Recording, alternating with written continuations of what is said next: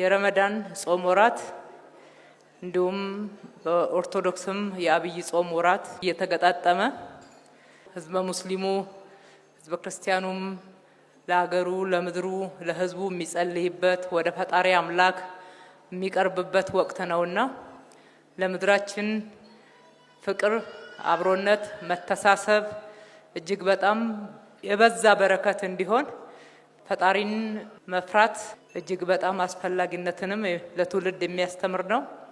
እኛ ደግሞ ረመዳን በመጣ ወቅት እንደዚህ ከከተማችን ነዋሪዎች ጋራ በተለይም ዝቅተኛ ገቢ ካላቸው እንዴት ናችሁ?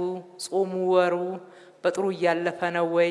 ምን ጎደላችሁ ብለን የምንጠይቅበት ፍቅራችንን የምንገልጽበት አክብሮታችንን የምንገልጽበት ወቅት ነውና ዛሬም በዚህ በኢፍጣር ፕሮግራም ስላገኘናችሁ በጣም ደስ ብሎናል። እንኳን በሰላም መጣችሁ ማለት እወዳለሁ። ከተማችን እንደምታውቁት በርካታ ሰው ተኮር ስራዎች የሚሰራበት ከምንም በላይ በስራው ከሚገኘው ጥቅም ያለፈ ሰዎች እንዲረዳዱ፣ እንዲተሳሰቡ፣ እንዲዋደዱ፣ እንዲቀራረቡ የሃይማኖት ልዩነትን በመከባበርና በማክበር አብሮነት ደግሞ እንዲበለጽግ እንዲዳብር ማድረግ ላይ ብዙ እየሰራን ያለ ነው። በዚህም በኩል ህዝበ ሙስሊሙም እየሰራ ያለው በክርስቲያን በዓላት ጊዜ እያደረገ ያለው መልካም ተግባር እንዲሁም ክርስቲያኖችም በሙስሊም በዓል ጊዜ እያደረጉ ያሉት መልካም ተግባር ከተማችንን በአርአያነት በምሳሌነት የምትጠቀስ መልካም ከተማ አድርጓታልና መረዳዳታችሁ፣ እርስ በርሳችሁ መተሳሰባችሁ፣ መተዛዘናችሁ ተጠናክሮ ይቀጥላል። መልካም የኢፍጣር ፕሮግራም ፈጣሪ አምላክ ሀገራችንን ኢትዮጵያንና ህዝቦቿን ይባርክልን። አመሰግናለሁ።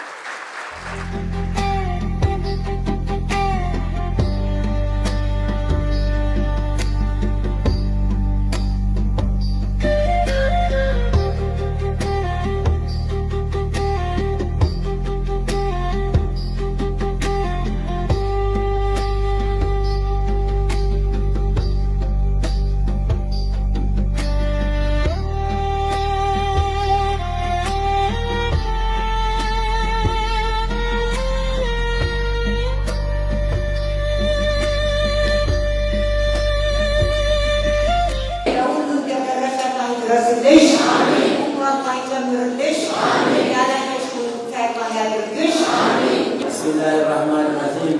Kaf adıgaችሁ ህዝባችንን አባክን ያድርጋችሁ። አፍንጫው bismillah የማይመለስ ወደላ ይገት የሚያሳየው አላህ ያድርግልን። ሀገራችን bismillah አላህ ሰላም ያድርግልን።